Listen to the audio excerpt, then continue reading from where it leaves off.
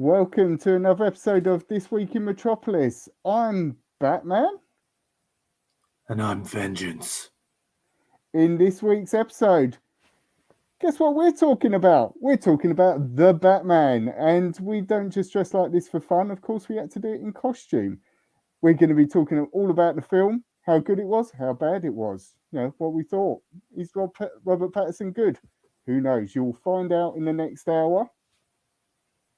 But before we get into the episode, remember you can follow us on all social media and you can subscribe to our channel if you are watching here on YouTube or on Facebook. You can follow us there as well. Make sure you comment in the comments during the show and we'll give your opinions as well. So there will be spoilers. I'm not going to lie, there will be spoilers. So without further ado, watch this.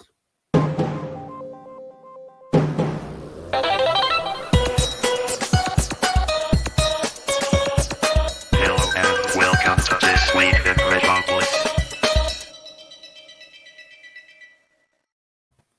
Oh, looky.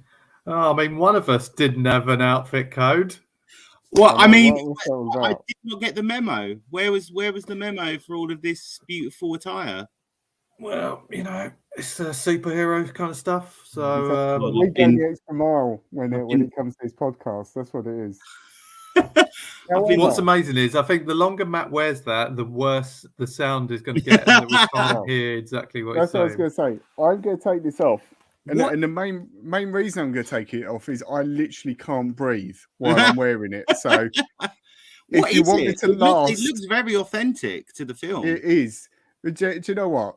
Me being the attention to detail sort of guy I am, during the film, there's a bit where they talk about the followers that the Riddler has, and there's like a chat thing down the side, and it says on it, "Oh, that's an extreme cold weather mask. You can get them at military surplus shops." No. So what did I do? I went on a military surplus shop and got an extreme cold wetter mask. You're probably on some sort of FBI list now. I'm on a watch list, probably, just for the sake that I own it. But yeah, you never know. Yeah. I'm quite attached to it. Really. It is really warm, though. If you wore this out in the snow, you'd be lovely and warm. You couldn't breathe, but you know, you'd have a very. This is actually quite nice. It's keeping the top half of my face quite nice and warm. A bit of a breeze. So yeah. And it's very Robert Pattinson because this is how he had it, sort of, didn't he? All the way across there. So that's what I was going for. Yeah. I mean, I didn't nick it off of my 5-year-old, but it's fine. It's fine. Yeah. He just likes a tight fit with a mask. That's all. That's it. I mean, I'll just wear this casual. Welcome, if you have just joined us to, like Mark, to another episode of This Week in Metropolis. And we are joined by Question Mark himself. Mark, how are you doing? I'm very well. Thank you for having me on. I think I timed it dead on. I was dead on 9 o'clock. So I didn't want the warm-up chat while we prepare everything. No. I'm just a busy guy. You know, there's lots of questions. So many questions. There's lots of questions that need asking, lots of questions that need answering. Yeah. You know, what can I say? But yeah, thank you for having me on. I've been thinking about the film a lot, so you know, hopefully and just sorry to interrupt, but just to make our viewers and our listeners aware, the three of us and our good friend Corey, who is going to be joining us later in the show. So he's actually very late. Even late. Even later than Mark. About his lateness in advance. Well, that's true. That's true. Fine. But anyway, listen. enough about Mark's tardiness. We don't need to keep going on about it. But you were late. But we all went to see the show of the film on Friday, and really, we didn't even really have enough time afterwards to have a kind of, you know, review of it between us while we were there because. It was gone midnight, I think, and we all just wanted to get home to bed. But this is probably the first time that we've all kind of had time to process it. Yeah. And what Yeah. we have decided to do, Mark, you'd be privy to this if it was on time, is we've broken down the film in segments, not kind of act 1, act 2, but different elements to the film. So the cast, we're talking about the villains in it, we're talking about the Batmobile, the soundtrack. We're going to go through all these different elements and just get our thoughts on each of them, and hopefully that'll last about an hour. But we'll soon see. If I'm we sure drag We'll it out. bring it out as best we can. Yes. But just quickly, we have already got one person at least watching us. Isla, oh my God, you've both never looked more gorgeous. Thank you, Isla. I agree. I agree. Yeah, thanks, Mark. Appreciate that. Mark, have you got a beer? No, I've not got any beverage at all. I've got a glass of water over there. Rock and roll. Matt? Yes, I'm Beer in hand? drinking Brewdog. Mm, It's double hazy. Not seeing nice. Hayes. hazy, Mark double Hayes. hazy. Mark Hayes. Yeah, Mark Hazy Jane is what I'm drinking. Yeah, that is his middle name and surname. Right, should we get into it, lads? Let's get into it. Let's talk Right. about this film because I've been dying to for a just week. well, just again to pre-warn anyone who's watching, and if you're getting in that, here's your warning: we are going to be talking about things that happen in the Batman movie, and I know it's still very fresh. We're 5-6 days in now of the film being out. It's very soon for me to be watching a film when it's released, so I can appreciate that people might not want to hear things, but we'll try to be careful with what we talk about. But let's kick off with the cast, because for me, the more I think about it, this cast had so many question marks about it beforehand, literally. The elephant in the room was Rob Pattinson, being Batman. Was he going to be a good Batman?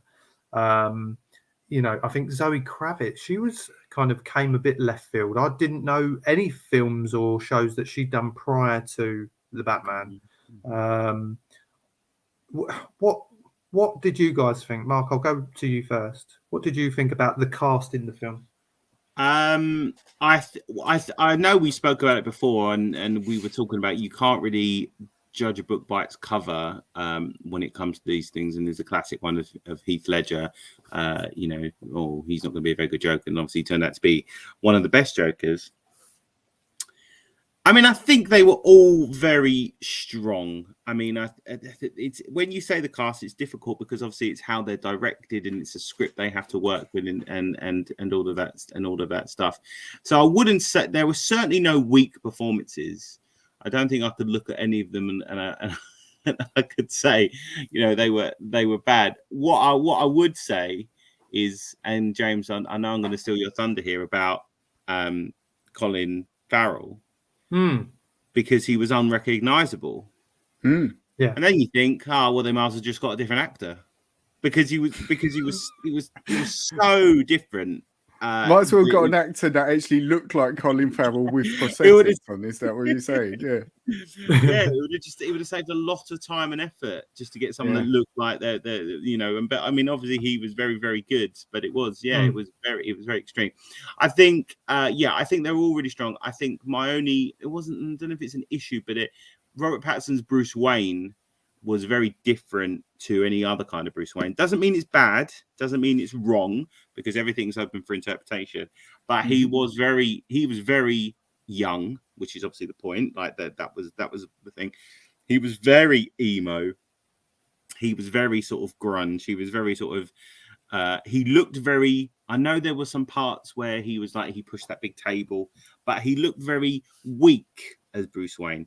But that again, that's not a big deal. That was obviously what they were going for. That he's weak as a human, and as the Batman, he's something supernatural or something close to it. So no, I don't think there was anything wrong with the cast. I think it was very strong. How about you, Matt? Yeah, definitely. We've spoken about it several times in the sort of history in this podcast about Robert Pattinson being Batman, and my only exposure to him really is with the Twilight movies. So that immediately, and very briefly in Harry Potter, but that sort of does tend to taint his. And I know taint his reputation is probably a bit too harsh because obviously now wildly successful movies and he was acclaimed for the parts that he played, but very different from what you would expect a Batman to be. And I think that's the only. I loved in the film overall. I thought Zoe Kravitz was amazing as Catwoman. I completely bought into her sort of character.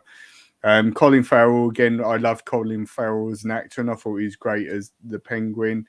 The other actors, gentleman, is Commissioner Gordon, who I can't remember his name. Jeffrey Wright. Jeffrey Wright. He's a brilliant actor. As well, I weren't to be, and this might be controversial. I weren't too sure about Andy Serkis as Alfred, to be honest. Interesting.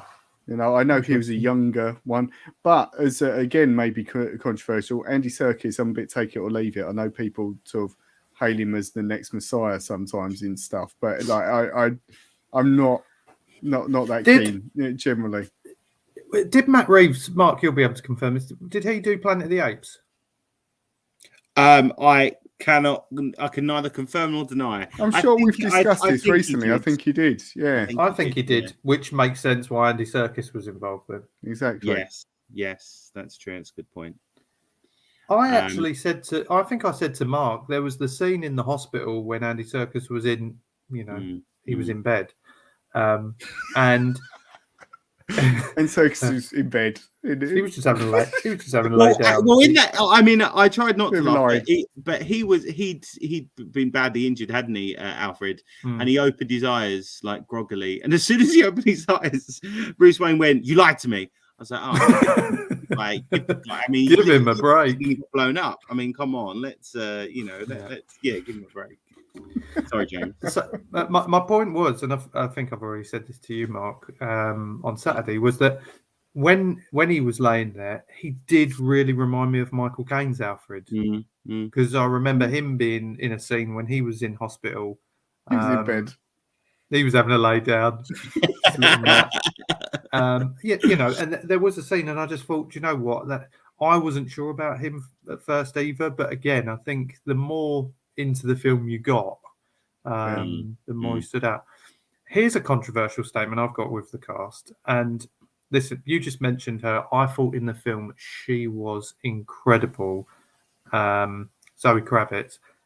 As I said before, never seen her in anything else. I don't think I'd even seen her before. And when we saw her, I mean, some of the camera shots when she was walking in the club and she's got the lens thing on, whatever they were, contact lenses that had cameras in them. So Bruce is watching everything that she can see.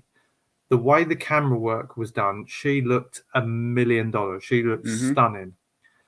But when you've been on a night out and you've had a few drinks, no, and then the next morning you see a girl when you're on a, you drink it, everything's like, and you see a girl and you think you are absolute gorge, and then the next day you see her when the lights come on in the club, when the lights come on. And you go, Now this again. Is this your experience, Zoe Kravitz?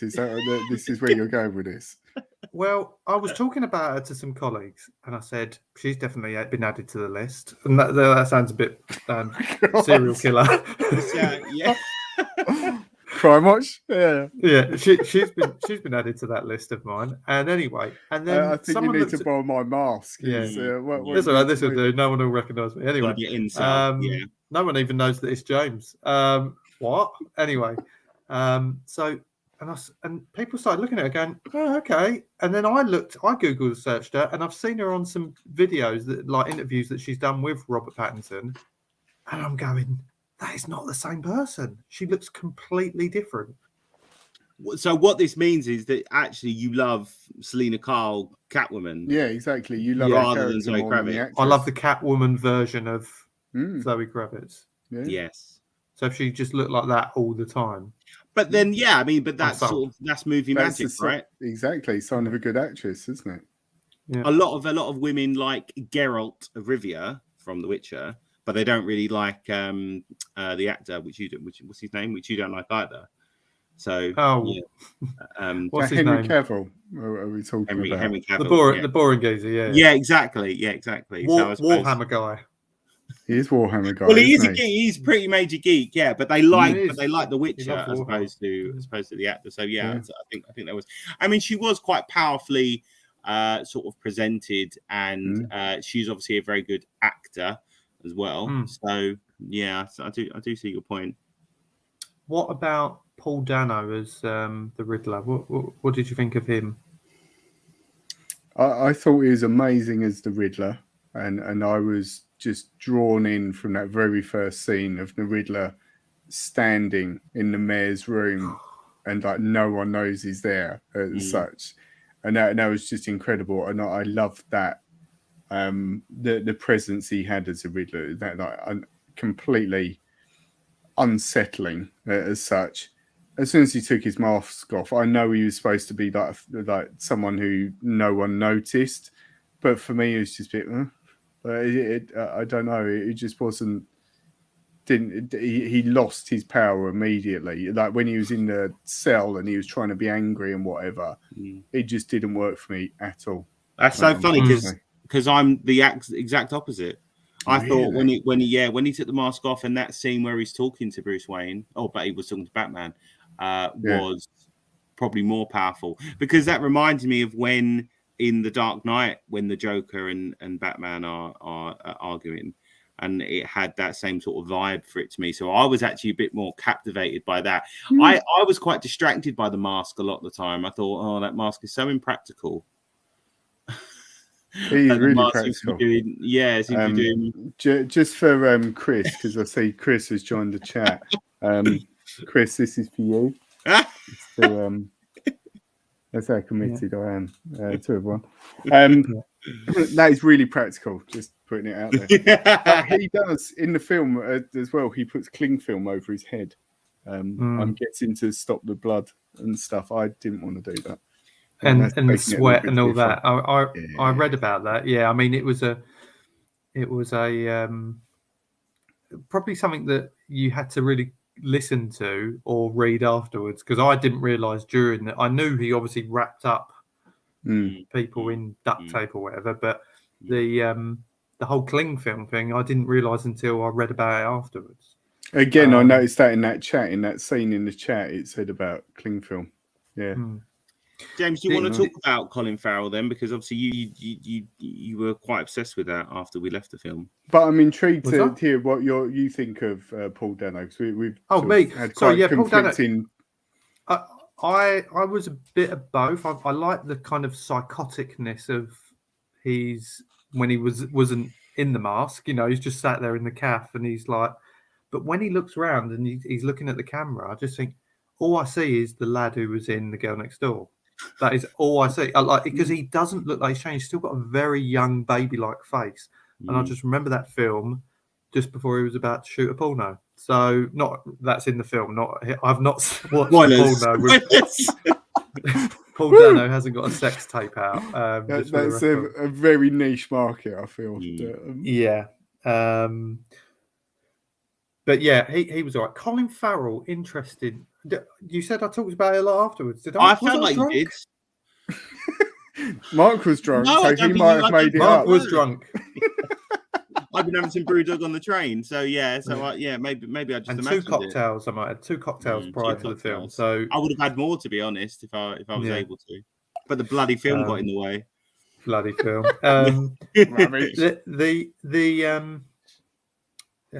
Colin Farrell, yeah, what I liked in some respects is that although there was a lot of characters in the film, and you had obviously the Riddler in it, you had Penguin, you had Falcone, right? You had all these characters, but Penguin's one was relatively kind of limited in the film. I don't think he was the Penguin that we all know. He was just part of the mob. Yeah.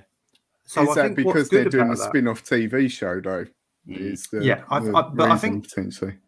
I think that's good because you've had an introduction to him, although we all know who he is. You've had, he's there, and it's planted a seed for future, works, whether it's in the movie or in the show. So, do I think it would a spin-off of his own show will be any good. I'm not sure.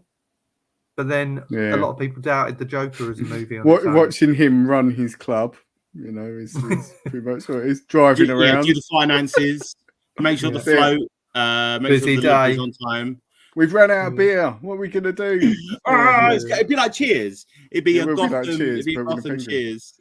The one thing, and I haven't looked this up, but I'm sure I'm right, that the club that's featured in it is a club called the Printworks, which is in London. Yeah. And I really want to go there, and that's the only reason I recognised it. Let's go. You both dress up, and we'll both. What, like this?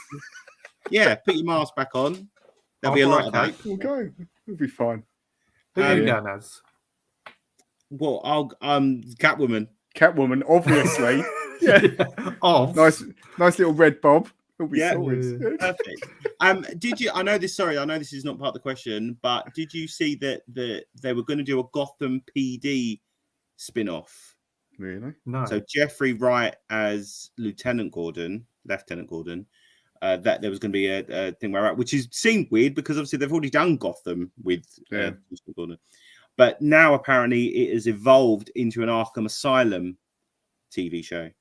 So presumably Jeffrey Wright and the Riddler and the other character that appears at the end will potentially be Joker. Okay, fine. I read this article, and it was such a clickbait article the other day, and it was Matt Reeves announces who the character was at the end of the film, and come on, like who did not know that? He said, "Oh, all you just do is clown around." I was like, "Oh, okay,and then he had green hair." He laughed.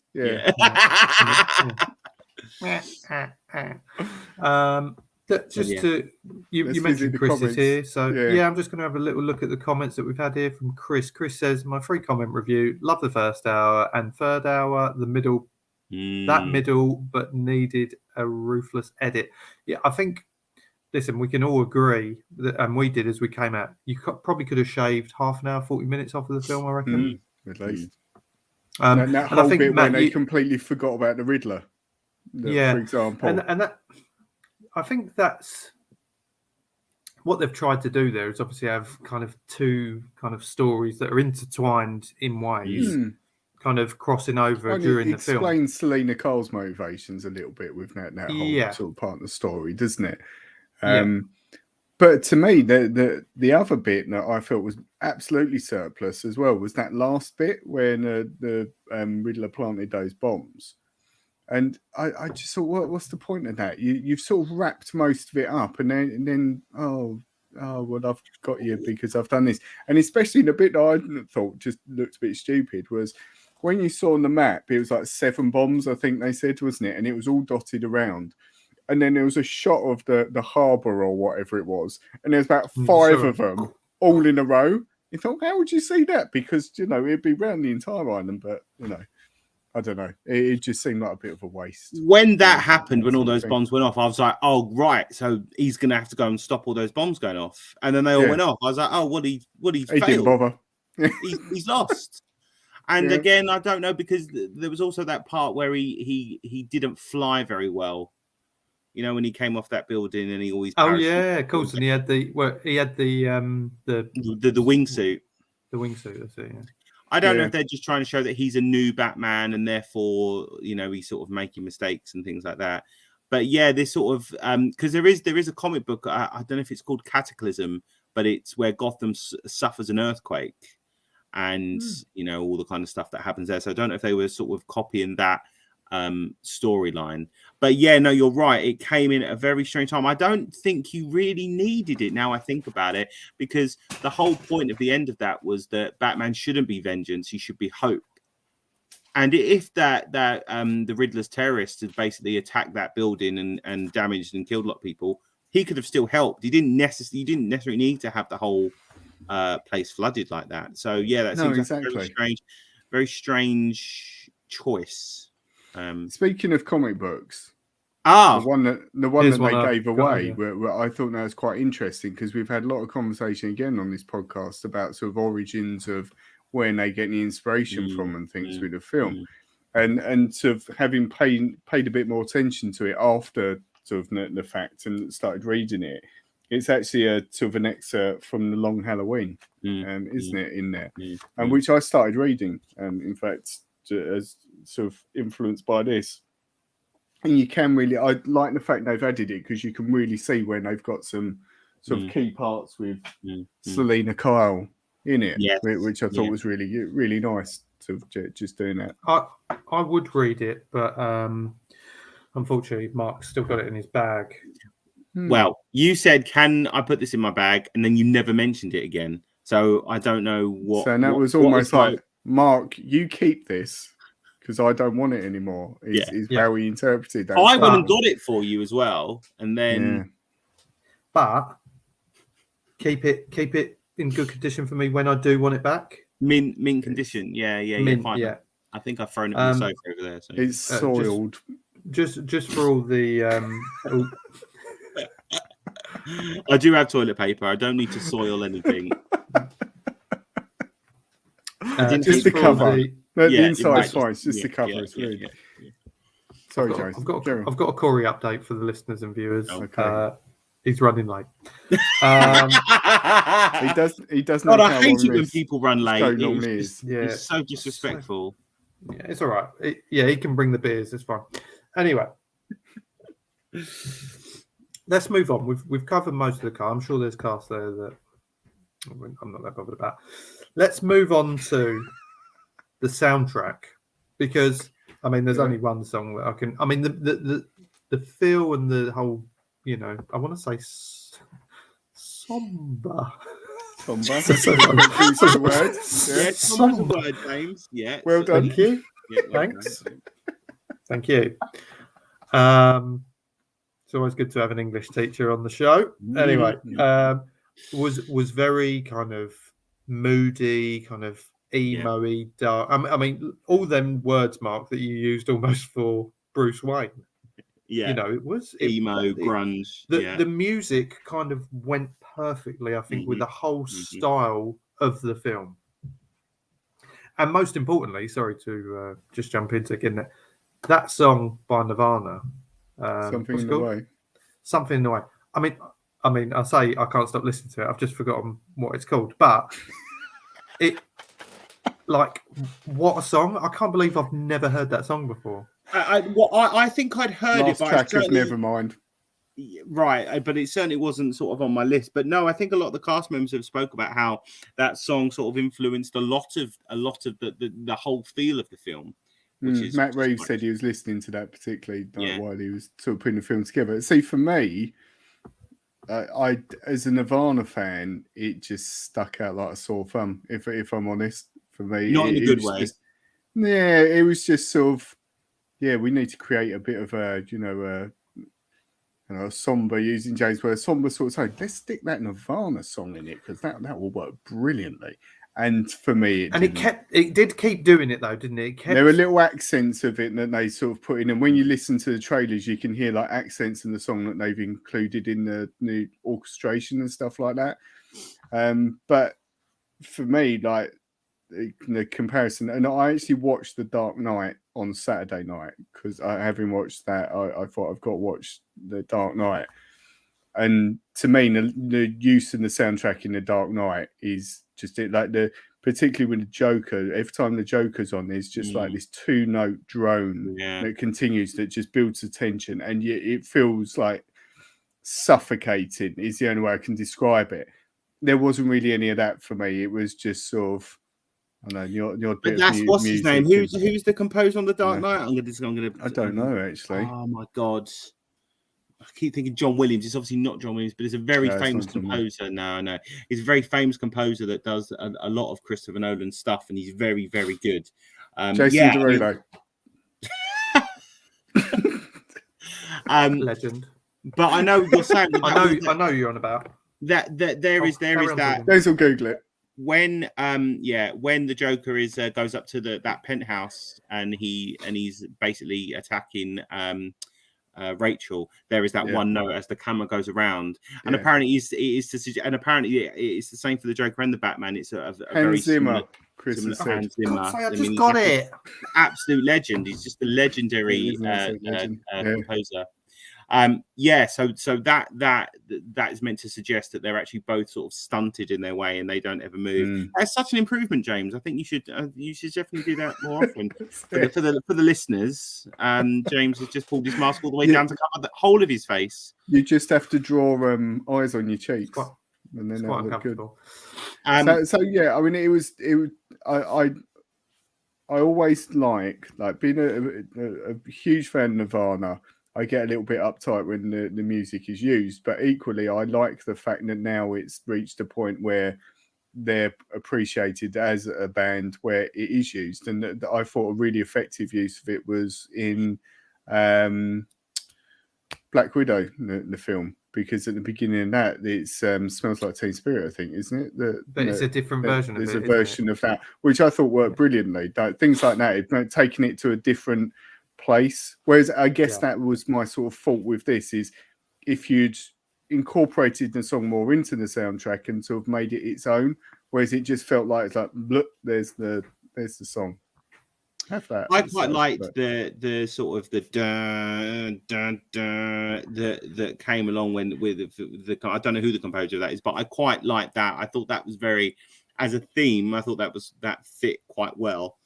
My favourite bit of the whole the use of sound in it was with the Batmobile, when you just don't expect the car to be there. It's when they the Penguin's there, isn't it? And they sort of intercept that raid or whatever. And just the noise, there's sound added, but it's just that noise that just really consumes everything, doesn't it?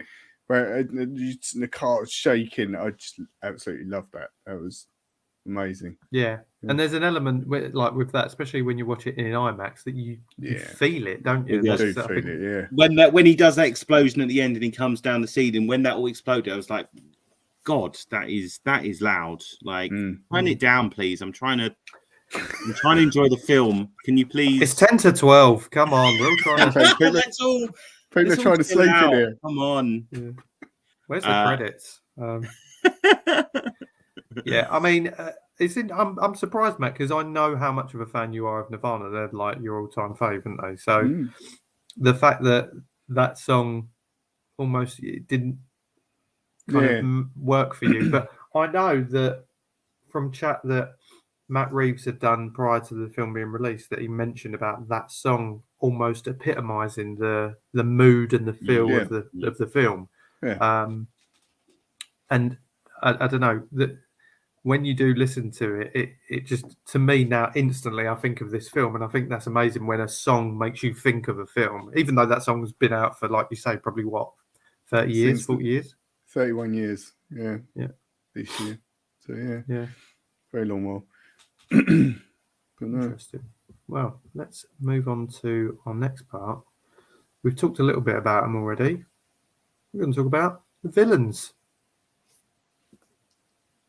I felt like Mark was getting something then, just to show us. But he's not. Sorry. Yeah, I'll stop that from vibrating. I didn't hear anything vibrate. I thought you was getting something to show us. Villain. No, here he is. No, the prop. I've actually come dressed as.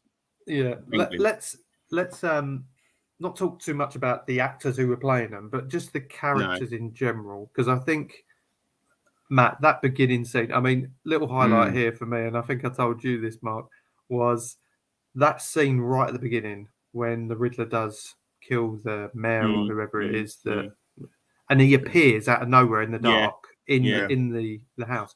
Well, that was great because how the audience reacted. The audience were like, "Oh, wow!" And what was amazing is we're in a cinema on the Friday night, and it was absolutely jam packed. I don't think there couldn't have been that many seats spare, except for the expensive ones. But that we didn't have. That we didn't have. But like, blame the person who booked it, I guess. And a cheapskate. Anyway, and everyone went and jumped. I was too busy looking at what was on the newspaper, thinking that was going to be important, because there was it was important. It was important. Weather's going to be good tomorrow in Gotham. And Jason's thinking, that's really good. Thank God. We're freezing. But yeah, everyone jumped, and then all of a sudden, obviously, I cottoned on to what had happened. But I think I must have probably been the only one who didn't jump in there. Even beforehand, though, that scene where it starts and you see it from his perspective, and you can hear his breathing and stuff like that, and it just sort of, you can almost sense the anticipation with him. Something's about to happen, watching what he's watching and that. So yeah, nasty. And almost a bit Bane-esque with the breathing, or Darth Vader even. Mr. UPS man. I must admit though that I didn't find him as a villain. I'm not talking about Paul Dano as an actor. I'm just saying him as a villain. Did not find him as compelling as the Joker. I didn't find. I mean, obviously, I've watched The Dark Knight now. Must be dozens and dozens of times. And he said Heath Ledger. It's not necessarily about Heath Ledger, but although I suppose it is. But how the Joker, how he is, and he's sort of what he wants to do is quite powerful. I didn't really get that. I didn't really know what the Riddler wanted. He wanted to expose lies, and then he just wanted to destroy Gotham. That's a good point, actually, because you don't really know. Sort of, I guess this is going to contradict slightly, because with the Joker, you don't really know where he comes from or like his motives. But I guess with the Joker in The Dark Knight, that's his thing, isn't it? And that's the whole thing of how can Batman deal with someone who has no, exactly. There's no motive really to what he does. There's no leverage on him. Exactly, that's it. But it was a bit sort of mixed. He was trying to, the Riddler was trying to expose the lies of the corruption in the city and that.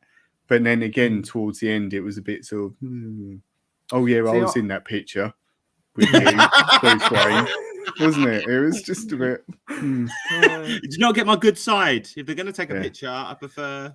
But he didn't have the depth either. No. I think that's the joy of watching. Again, all we get to do is compare it to The Dark Knight forever. But it's so impossible not to. My favourite bit of the Joker, I think, in The Dark Knight is when he's dressed as a nurse and he goes to see Harvey Dent.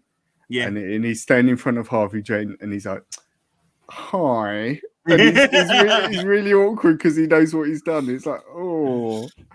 Amazing. But that whole scene, sorry, James, but that whole scene where he's talking to Harvey Dent, I introduce a little chaos. I'm like a dog trying to chase a car. I wouldn't know.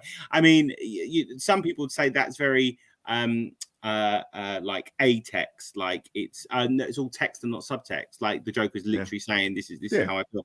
But I think it was fantastic. So maybe like you say, maybe we shouldn't compare, but I have. But see, if we think about comparisons, my only version of the Riddler that I can compare him to is Jim Carrey's, and you couldn't have got further away from or whatever. Riddle me this, riddle me that.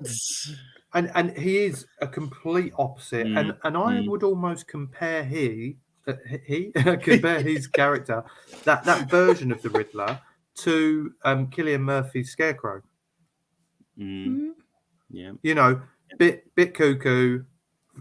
Think of the outfits. I mean, all right, he's wearing like a bag over his head, but there's that side, because again, with him, he's just a nut job, and I think it's very much the same with the Riddler. It's not like I'm the main villain, even though he kind of is in this film. The thing about the Joker is he's not just a nut job. He wants people to experience fear, because that is obviously a big part of that film, in a sense, because Bruce Wayne is supposed to be someone that's very frightened of things, like he's frightened of bats. That's why he dresses as one. So I think the Scarecrow was at least trying to be like, oh, what is fear? How can you make a populace fearful? But I don't know. I mean, I don't know. And it was almost that element of enlightenment, wasn't it? That he was trying to create by getting people to fear, they become maybe a bit stronger or whatever. Exactly. So I don't really know what was. I don't know, James. What was the Riddler trying to do? Did you because I think that's. Well, again, I think he was just trying to, like Matt said, get rid of all the liars and expose again the lie lies, that Bruce I mean, I can't work out. Did he actually know that Bruce Wayne was Batman? Or I don't think he did in the end. I think he was because led to believe very much so Yeah. that he did. Bruce. I think it was sort of that coincidence that he was making Batman feel uncomfortable because he was doing that, but he didn't actually know that was the case. Interesting. I mean, we've talked a little bit about Penguin already, but one character who, and I'll mention a little bit about who was playing him as well. I don't actually know his name, but Falcone's character. he's known for being like a comedy actor, isn't he? I'm sure he's. I don't know him at who all. it is, you would know him if I'm just gonna. Who can anyone? Is there anyone? So just Google Chris, what's he been doing? Chris will know. Falcone in the Batman, he was played by. But we're talking about the villain as opposed to the. And I guess he was a villain in it as sorts, certainly. wasn't he? You know. Yeah. Well, Well, because if you can see this, you will surely recognise who that is. No, I don't. No. I do. He's been in loads of things, isn't he? And I can't think for the life of me. It's what John he's been in. Turturro. Yeah. What else has he been in? Keep talking, guys. But I mean, again, I think that was maybe a little bit part of the problem because he was essentially a villain. Oh well, I mean, this is it. What he had the Waynes killed, and he also killed Catwoman's mother, and then he wanted to kill Catwoman. I mean, Falcone is a gangster as far as what I know about his character, but again, it was just a lot. And I don't really know the answer. I don't know whether I was too tired because it was midnight. Or too drunk. Too drunk. Maybe. I was hungover at that point. In the Long Halloween, though, it does say there's sort of a very similar story in that I've not got to the end, so I don't know how it pans out completely. Is that Falcone was taken to Bruce Wayne's father and was saved by him. Oh, right. And it's this sort of because his father was a doctor. And it was that whole dilemma of, well, if he'd never done that, how would Gotham look now? As such, it was that moral dilemma. It's where I've got up to in the book, certainly. Yeah. Well, so, yeah. I tell you someone who might know a little bit about him, because finally, he's not on the camera yet, so. He knows. While he's getting himself together, Chris has answered our prayers as always and has said that guy. He's in the Big Lebowski. No, I've already found what film he was in. I've already found what. Shut up, Chris. A better film he was in, Mr. Deeds. I've never seen that. I've never seen it. You remember it, Mark? You remember it? No, I've never seen Adam it. Sandler? Nope. Forget about it. Corey. Corey Chills. Hi, guys. Corey, here we are. Welcome to the show. Firstly, we're 42 minutes into the episode. Fantastic. What on earth do you think you're doing? I know, right? So, Corey, you've just joined the bit where we're going to discuss the credits. Oh, great, nice one. We know what. It was really, really great. You know, when the words went up the screen, fantastic. Everyone should watch that. But can I keep having to do this for everyone. Corey, can I just show you this? You're just missing the glasses, mate, and then you'll be No, I'm not. I've just not put them on. And the cling film. Yeah, put the cling film on as well, Matt. If I've not got a cling film, if anyone's interested, and this is about £6.99. Yeah, you can be your own psychopath if you want. Are you really trying to recruit? Is this what you're trying to do? Do you want to get a militia together to try and kill the next mayor? Like the Riddler did. That's it. You know, my 500 followers. That's it. Well, Corey, you've joined us at a good time because we're just talking about the villains in the film.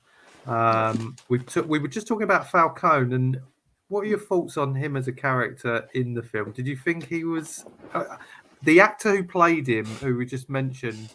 I've only ever seen him in comedies, so I found it really hard to think of him as a some master gangster. James only have seen him in a film that neither of us had heard of. More specifically, Shut up.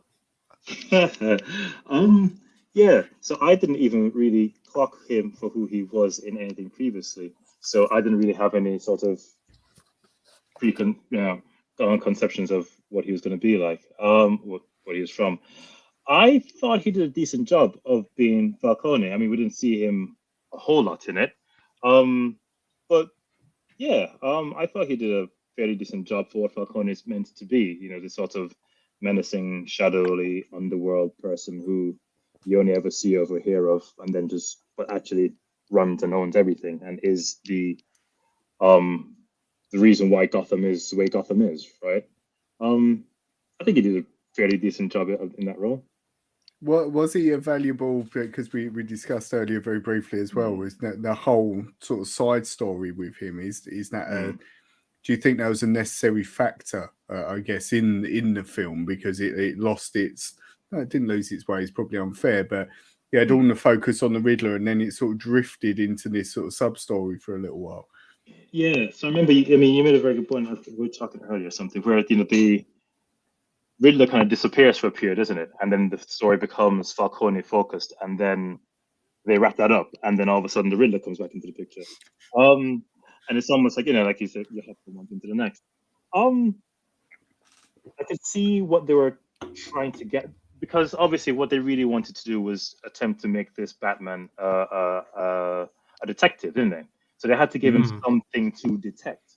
They had to give him. Yeah, indeed. Obviously the Riddler was trying to lead him to something. Yeah, and I mean, it was Batman on the beach, looking for those Roman coins. Found a coin. Yeah, indeed. Yeah, no, it was a useful plot device. I see what you mean in terms of there was he,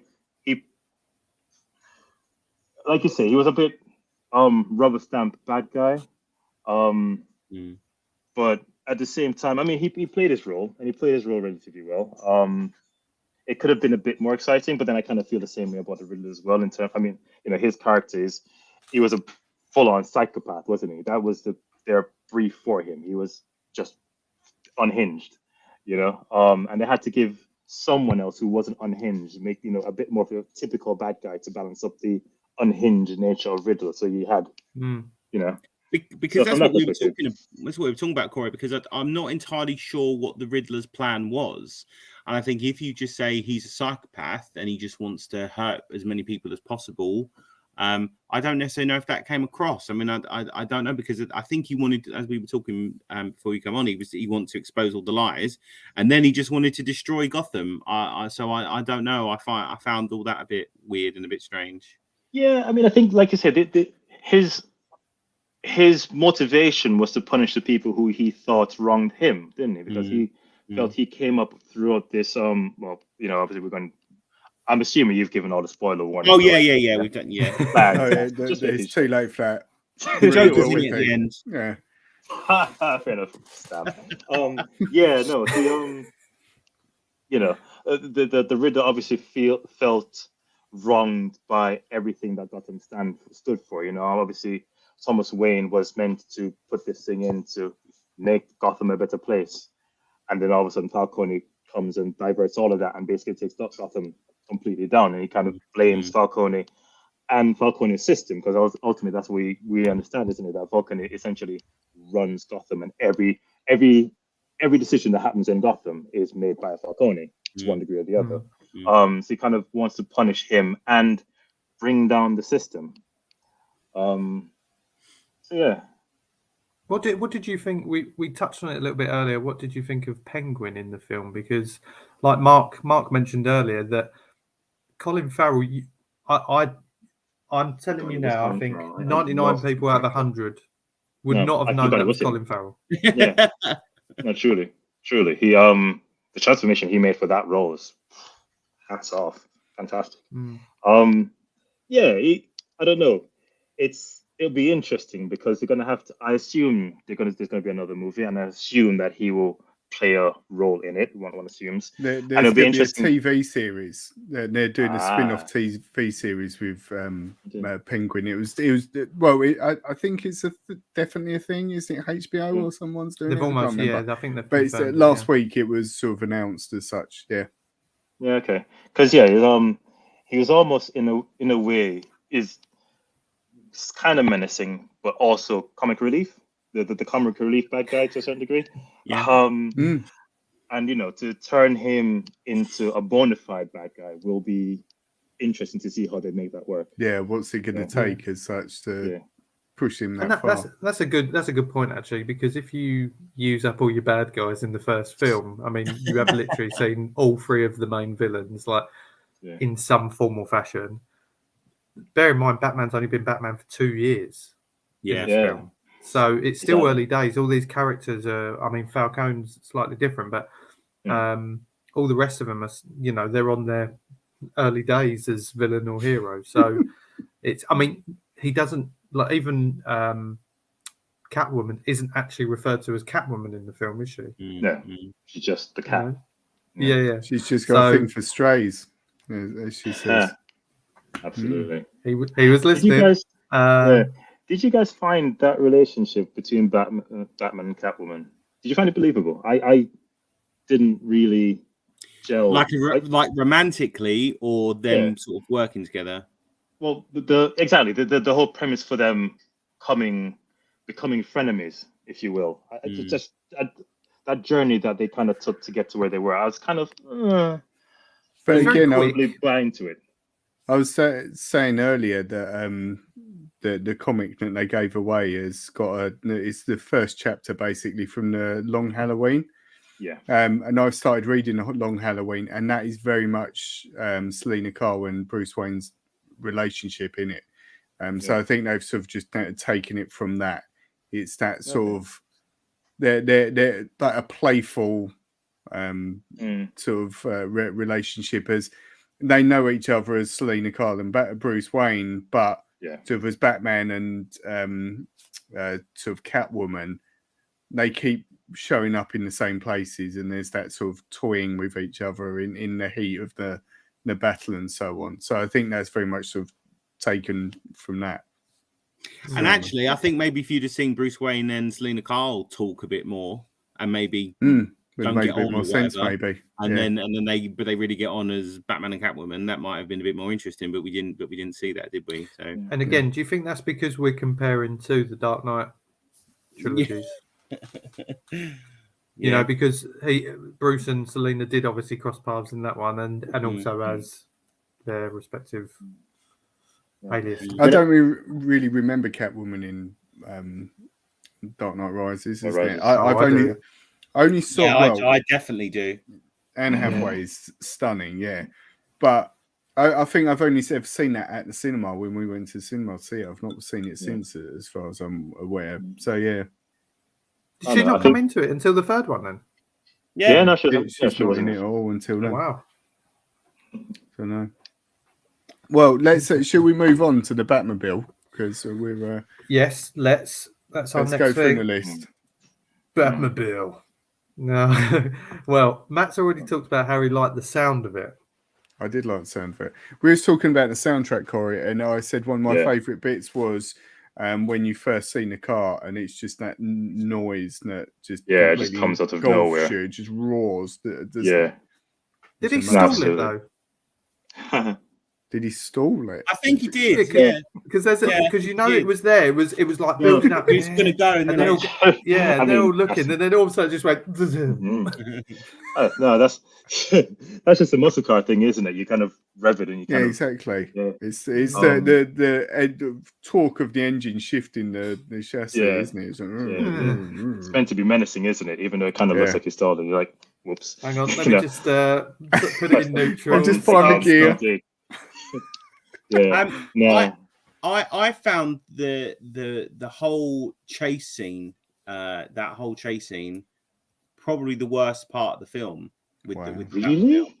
Because it was so close all the time to their faces. I don't think you saw the Batmobile enough. And also I didn't really know why he was chasing the Penguin. I was like, why does he need to chase the Penguin this badly? The Penguin will be back at the club soon.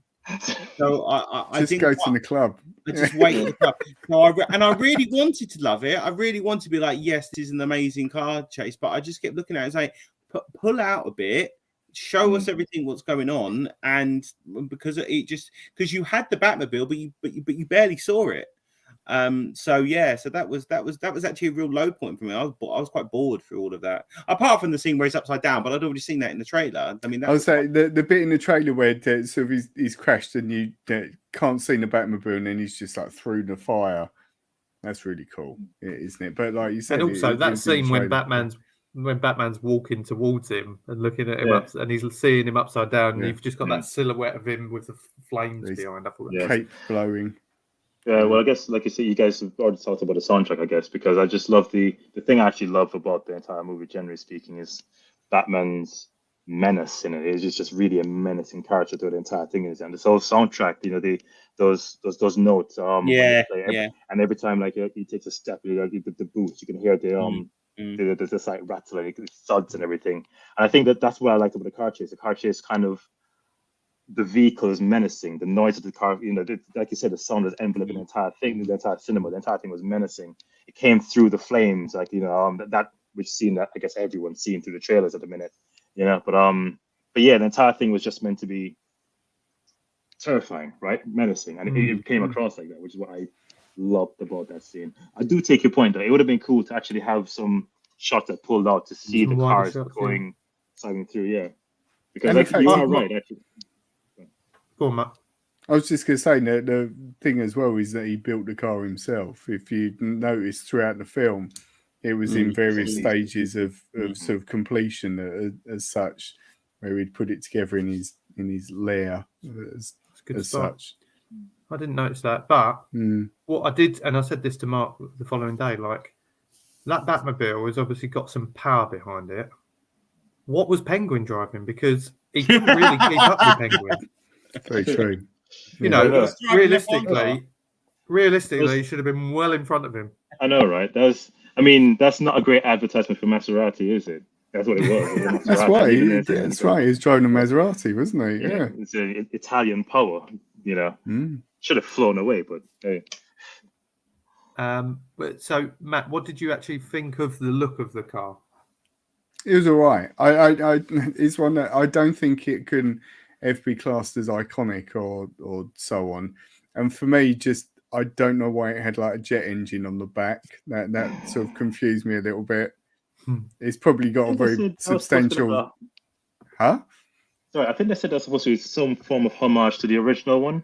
I think. Yeah, but at least the original one, it had a purpose. That was, it's what propelled it. Whereas this one, it was a muscle car. I don't know. It sort of seemed like, oh yeah, let's have a real engine, and then we'll stick this like flame on the back, and then that will look really cool. The kids will love that. But which reminds me, I've seen, which I find really weird with these new Batman films, because like the new Batman films are obviously for a more adult audience. However, that morning kids TV, they advertise toys for the Batman, for example. And you see, like, you can buy in the Batmobile and you can buy a Batman and stuff from the new film. And it just seems like a very odd juxtaposition. It's a 12, though, isn't it? No, it's 15. Or was it 15? 15. I don't know. They let us in. I mean, if it's 15, yeah. All that matters, really, doesn't it? Guys, it's definitely 15. Yeah. Well, I mean, if it's a 15, then yeah, probably. I can't remember if I was 15 playing with Batman toys, but yeah, I mean, they've got, but it's just another revenue stream, isn't it? Oh yeah, of course. There'll be collectibles and things like that. Yeah, it'll be the Lego one that I'll go off and buy for like £700. That's it. Exactly. That's it. Corey with his full-size Lego Batmobile. Absolutely. Yeah, exactly. To go along with the Bugatti and the Nice. Well, let's talk about me. Sorry, did I say me? I meant the Batman. So let's talk about the character. I mean, Cor, you just mentioned a little bit about him with just them slow kind of, everything was so kind of methodical. I felt with like his movements and just the way he was. I mean, there's a comment here. Who was it? Chris said, bear with me 1 second, I'll find it. No, sorry, it was Triple G's in the house. Hi, Pete. Lots of time he was staring at the floor without making eye contact. Very odd. there was. I mean, interesting thing that I'll just reference to in the chat is that he was obviously friendly with, well, in particular, what's that cop's name? What's Jeffrey Wright's character? Jim Forgot his Gordon. name now. Jim Gordon. He's friendly He's with only Jim got a small Gordon. part in the Batman films. Yeah, Just a small part. But he's obviously already built up as Batman, being kind of friendly with him on the same page. Yeah. But the rest of the cops are like, "What is he doing here?" And he doesn't even talk to him. He just kind of moves around, staring at things. But he's obviously taking pictures and using them camera contact lenses. Contact lenses, yeah. Which is a bit ironic, really, when the film feels like it's almost set a little bit earlier. You know, it's not like, for me, it doesn't feel like it's current day Gotham. Gotham always looks like that, doesn't it? Though it's got that sort of weird sort of 1930s vibe to it. Yeah, but even the car, like you said, it almost looks a little bit like a classic car with a big old car, thing stuck on the end. The bike isn't like futuristic or anything like that, but yet he's got these contact lenses that he can use as video. Even then, you know, when you look at the video cameras, when he was actually watching the feed, and they're all kind of green, weren't they? And he was using dials and things too. So I mean, I don't know. It's like you say, there's a high tech, low tech mix and all of that. But what Mark? What did you think of the Batman character? Did you think he was? I think where you rank him, I guess, as well. I did already sort of touch on it before, I think, but I think he was a very good Batman. I could get on board with everything like that. I think he was a very strange Bruce Wayne, and that was an interesting choice. And I can see how people would perhaps not like it, because obviously, when you think of even Christian Bale's Bruce Wayne, as we spoke about, James, that Christian Bale's Bruce Wayne does pretend to be a sort of a billionaire, playboy, philanthropist sort of thing. He keeps up in the public face, doesn't he, of Bruce Wayne. But they also said it they've said it both in The Dark Knight Rises and in the Batman, that when he puts on the mask, that's his real face. That he isn't Bruce Wayne. He is actually the Batman. And so I suppose the idea that Bruce Wayne is this sort of emo, awkward, grungy sort of kid in a way is on purpose, because then you wouldn't go, oh God, Bruce Wayne's definitely Batman, because he's a very, very different kind of person. When so he's just flicking his hair and like, oh God, let's play some Nirvana. So so I'm not saying it's wrong. I'm just saying it was very different, and I think maybe if I was a bit younger and like I was all into that, then I'd probably been into it a bit more. But now I'm a teacher and I'm surrounded by kids that have the hair in their eyes and just groan at me and like, grow up. But do we also need to look at it that he is still young? The Bruce Wayne that he's playing isn't the kind of billionaire, playboy, because he's still a very, I don't know what his age is in this, but would you agree with that, Cor? Yeah, no. So I mean, when we walked out the cinema, and I asked you guys what you thought, the first thing I said was I liked Batman. I liked Mr. Man as Batman. I wasn't certain how I felt about him as Bruce Wayne. And I had, like, over time, you sleep on it, you reflect. And I think I've realized that it's like you say, like I think you said it, it's year 2 Batman, isn't it? This is the Batman who is, Bruce Wayne as a person is still very angry. And he is, let's say late 20s, mid 20s. Let's be generous. So he's late 20s. The world, everything is wrong about it. I remember there's a line in the movie, isn't it, where he kind of, Alfred comes in and says that the people from Wayne Enterprise want to talk to him, and he just says, "I don't care about any of that." What you said, emo Batman is 100% right. He's 100% emo Bruce Wayne. Even emo Bruce Wayne is exactly how I was thinking when I was driving home today. I was like, that's exactly what he was. But it probably fits because he doesn't see at that point in time the value of being Bruce Wayne. And the value that Bruce Wayne brings to him being Batman. The person who is going to be the male, she says, "We haven't seen you in the limelight. You could be doing so much more." And he completely shrugs that off, doesn't he? Because he just doesn't see the value in it. And I think from that perspective, I think I see what they were going with the two characters. He, like you said, Batman is his persona. Bruce Wayne's just a person he has to be to survive in the real world. It's a useful persona for him until but it's not useful for him. In this movie, it's just completely useless for him, isn't it? All that said, I'm not certain that Pattinson was just so emo. As in, you know, those scenes where he was so pale as well, so pale. I was like, wow, you are. That's his thing, though, isn't it? Yeah. That's his trademark in films. Absolutely. That scene where he goes into his parents' room for the first time after, obviously, he's chained up, isn't he? He walks into the room and he's got that big baggy t-shirt and he looks like he's dripping wet and his hair's all over the place. And he's sitting there going, yeah, no, you're just an angsty teenager. And do you know what? It's funny because I think you said it as well after the film, and so many people. I saw someone on Saturday night, and I said to him, I actually quite liked him as Batman, and he went, "No, he's still Edward." And I said, I have no idea what you're talking about because I've never seen Twilight. But have they seen the film? Yeah, no, the person hasn't seen. The person I was talking to hadn't seen Batman, but they were just like, "No, it's not going to happen. I'm not going to watch it because he's just Edward." And but I think that's the problem when you see a character, you know. I know this is nowhere near the same level, but we've talked about him recently, Ricky Gervais in The Office or whatever. For a period of time, he was just David Brent until he shaved the goatee off, and then he's whichever next character. And now he just seems to blend into all of them, other than Derek. But you know, I think sometimes certain characters can be too. I mean, we watched the trailer beforehand for Top Gun Maverick, and there's a scene. What waste of time! There is a scene where he's riding on a motorbike, and all I saw was Mission Impossible 2. Well, no, me and Corey were talking about this actually in the cinema. All I saw was the first Top Gun, but made badly.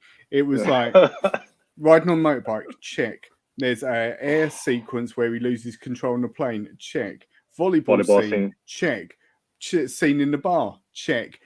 It was the first Top Gun film, except I've never seen Top Gun. Turn your camera off.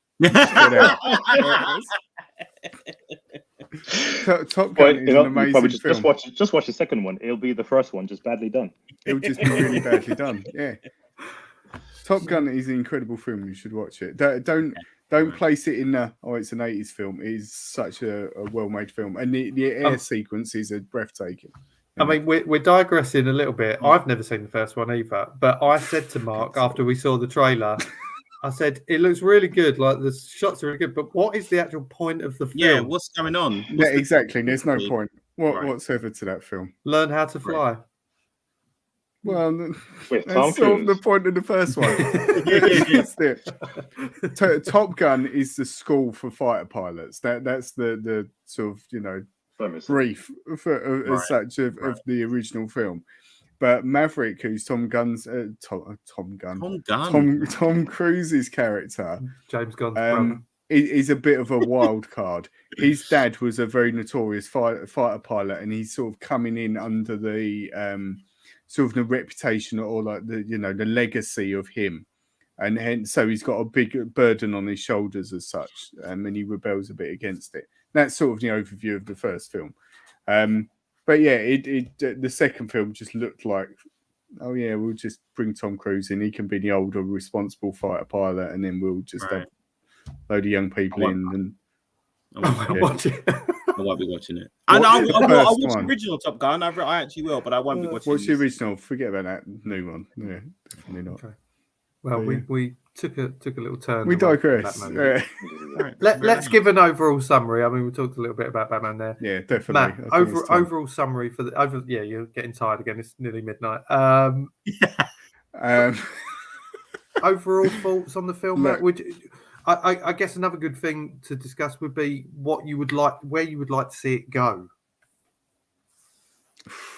I came out of the cinema. I came out of the cinema thinking, I know, solid 7 or 8 out of 10. I enjoyed it. It was a decent film. I like what we've said. I was a bit unsure about Bruce Wayne and the sort of when they took that. more time I've had to reflect on it, I think I'm really looking forward to watching it again, so I can step back a bit and sort of appreciate it and probably take in a lot more.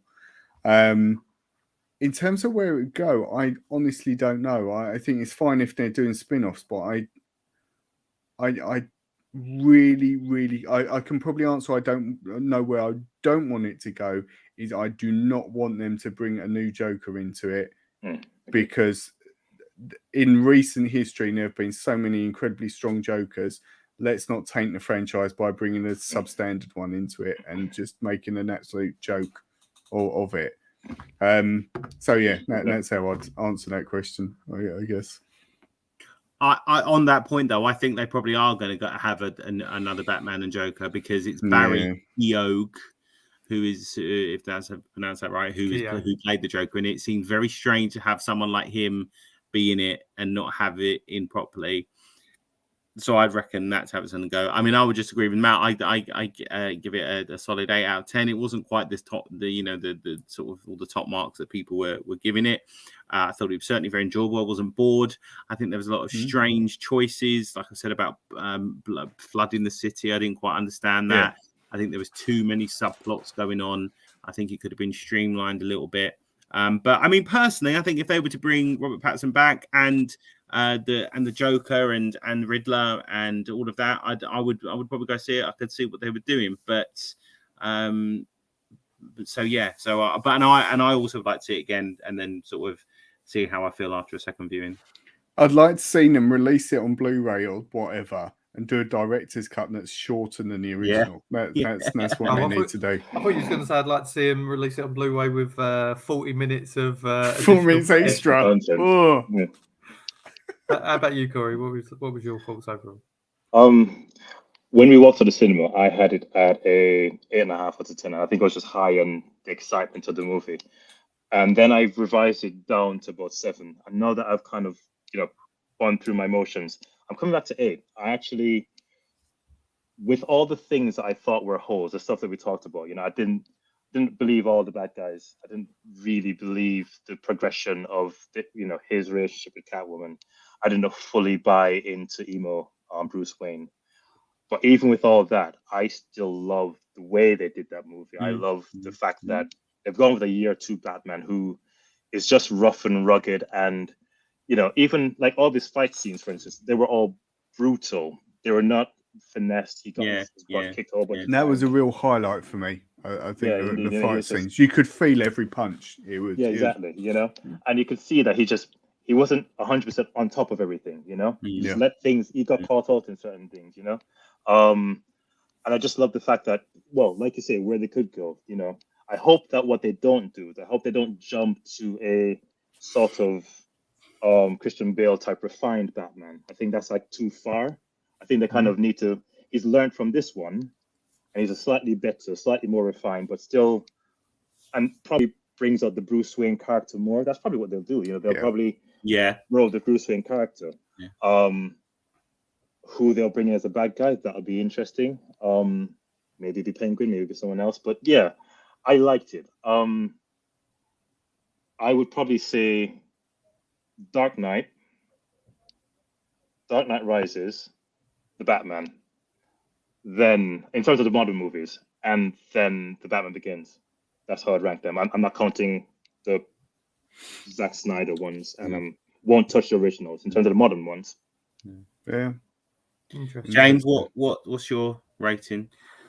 My rating, I mean, it's funny because it's interesting listening to you guys how they're kind of all around the same sort of. I came out of there and I absolutely loved it, and I've been telling people, and again, I think it's just a sign of kind of my simpleness. That You're a simple guy, right? You got to do like I'm a simple guy. That's okay. And, Batman. Give it's Batman. It's Batman. 10 out of 10.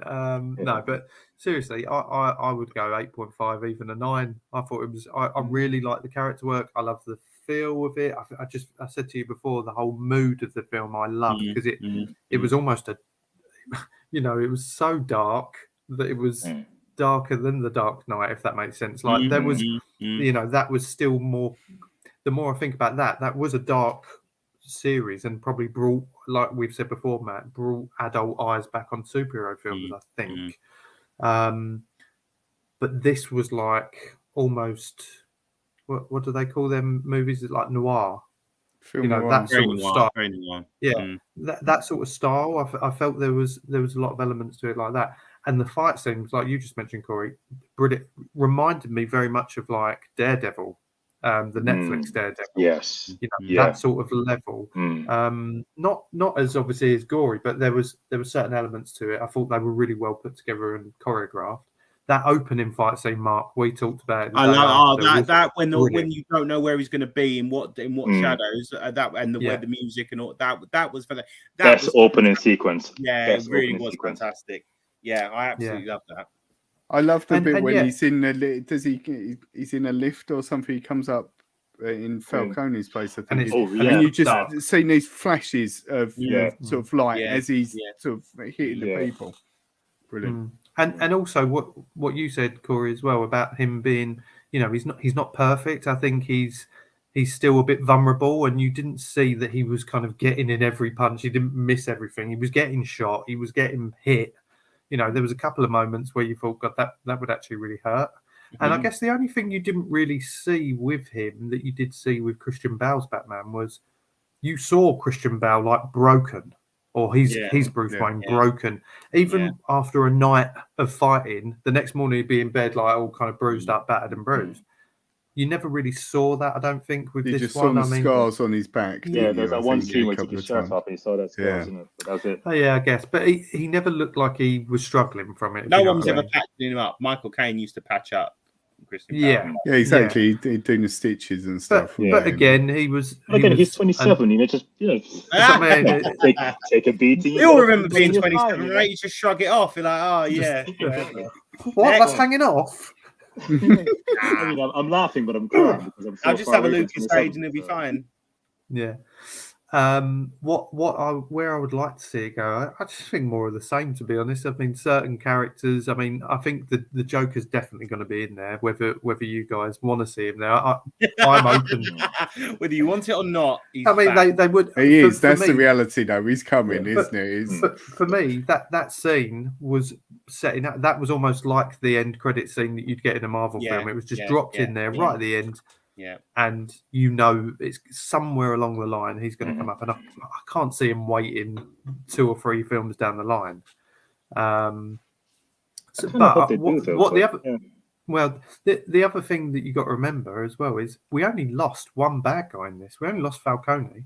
Do you know what I mean? So we've not kind of had to clear the slate. I mean, I wouldn't mind seeing a sequel, maybe even a trilogy, keeping the same character. You might throw in a new one here and there, because obviously she's gone off into the sunset now. She's going to go and look up somewhere else. Back. Yeah. But my point is, I mean, you might have Robin come in, but my point is, you could easily keep the same. I know you don't necessarily want to see the same film, but as you start to see, like the have they got a name? The DC villains as a group? I don't even know. Rogues Gallery. Oh, you mean? Oh, I see what you mean. Like you mean? I'm sure there's a name for them. I'm sure. Lex Luthor does have one, doesn't he? Where he has a group of them. I don't know, but either way, you could certainly see something like that building, and not having to do kind of what the Dark Knight trilogy done, which is have new villains on each film. Yeah. Just an idea. I mean, I'm no Matt Reeves, so just give him a call. I'm just Batman. So yeah. Anyway. Apparently, there is a comic book series called The War of Jokes and Riddles, which is the Joker versus Riddler, and they want to kill each other to earn the right to kill Batman.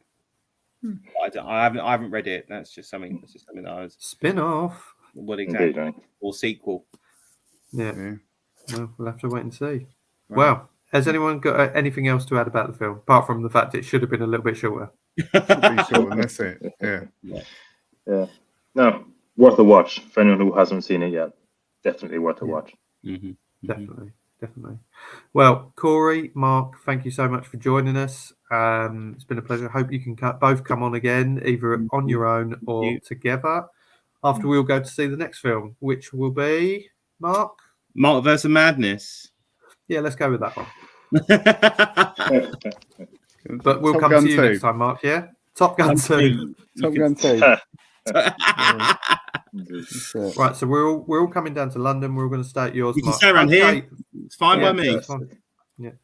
Well, from me, Batman. From him, Just this guy. Yeah. some That guy. psychopath. Watch out! Lock your doors tonight, kids. It's not going to be safe. It's been a pleasure. You know where to follow us. You'll see it all in the video as we leave tonight. But in the style of our good friends at another podcast, which name escapes me right now, we're going to wave goodbye. Goodbye, guys. Goodbye. Bye. I hope you enjoyed that episode as much as we did. Don't forget to like and subscribe so that you don't miss any of our future episodes. Yeah, and you can also follow us on all social media. So you can find us on Instagram, Facebook, Twitter, and TikTok.